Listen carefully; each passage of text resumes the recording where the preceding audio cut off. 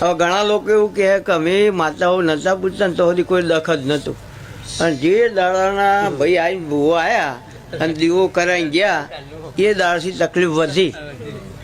હવે શું કરવાનું? દીવા બંધ કરવા કે ચાલુ રાખવા? હવે બચારો સીધો સાદો ભૂવો હોય એ શું કહે, હા ના મટે બંધ કરી દઈએ યાર, હું શું કરું? મારા જેવું હોય તો જવાબ આ લઈ યાર કે જે ભણવા બેહે ને એને જ પરીક્ષા હોય યાર. ના ભણાવીને પરીક્ષા જ ના હોય એટલે દેવની નિહાળમાં બેઠો જ તું હવે એટલે તારું પેલું ટેસ્ટિંગ થાય યાર. અને ડિગ્રી મળે પછી જ નોકરી મળે. એટલે તું એ મારા નિહાળમાં પાસ થઈને ડિગ્રી મળે ને તાણ જ હું મળું. એટલે કે માર્ગમાં નહીં પડ્યું યાર. એટલે આ નિહાળ હ પણ અલગ હ.